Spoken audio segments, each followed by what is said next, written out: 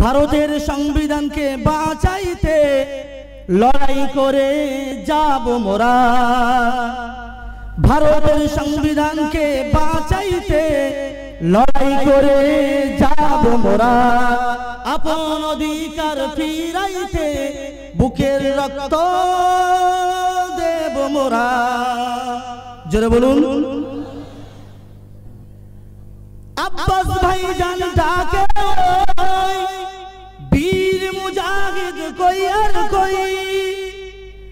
আব্বাস ভাইজান ডাকে বীর মুজাহিদ কই আর কই।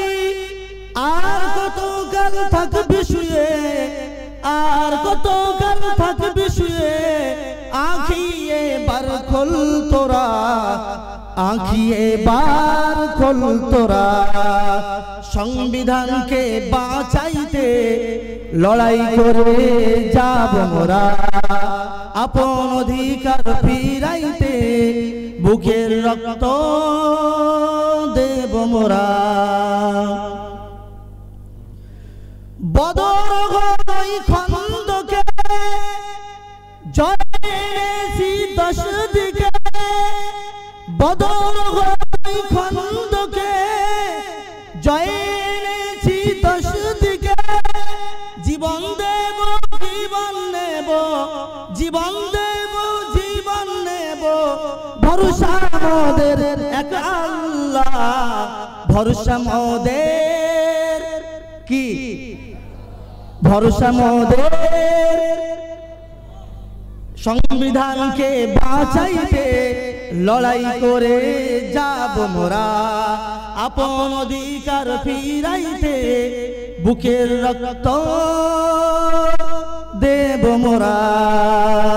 আমানতু বিল্লাহ। আসসালামু আলাইকুম ওয়া রাহমাতুল্লাহি ওয়া বারাকাতুহু। মাশাআল্লাহ, বহুত বহুত শুকরিয়া জনাব মওলানা ওয়া বারাকাতুহু।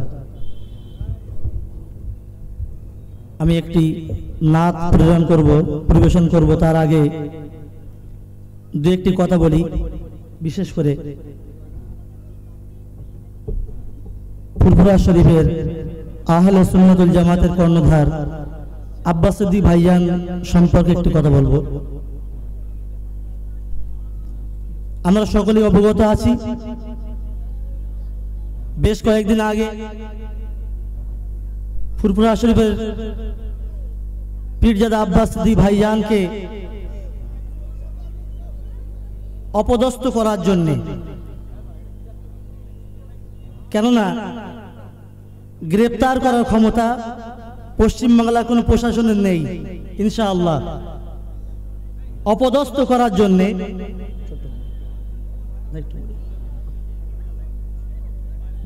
তার বাড়িতে যে হানা দেওয়া হয়েছিল আমরা নিন্দা জানাই। এবং সেই সঙ্গে সঙ্গে আমরা এটা বলতে চাই, আব্বাস সিদ্দিক ভাইজানকে লাগাম দেওয়ার চেষ্টা করলে করা যাবে না। কেননা আব্বাস সিদ্দিক ভাইজান তিনি পশ্চিমবাংলায় কিছু নেতা রয়েছে যারা মূর্খের মতন কথা বলে থাকেন, যাদের ভাষাই পরিচয় দিয়ে দেয় তারা কোন ঘরে জন্মগ্রহণ করেছে।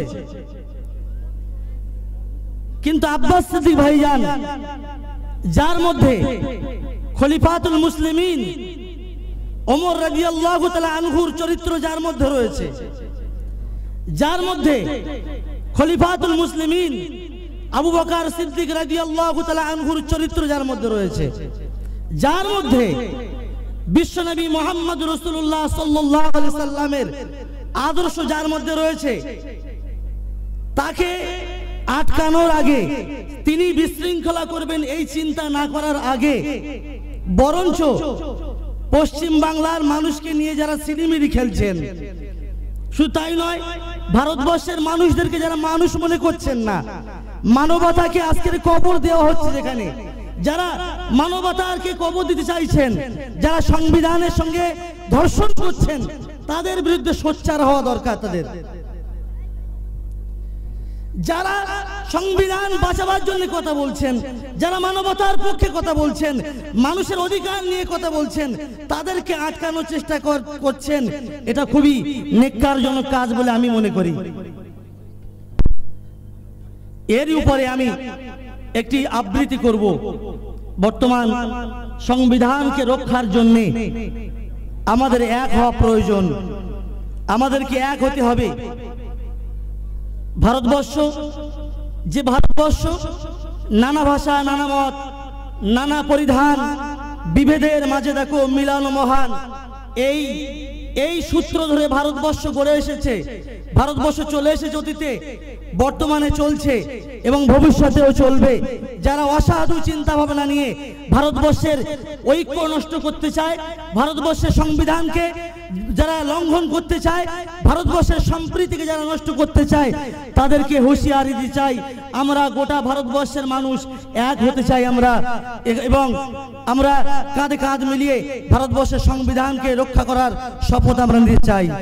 আমি তাই আমার কবিতার মাধ্যমে বলতে চাই,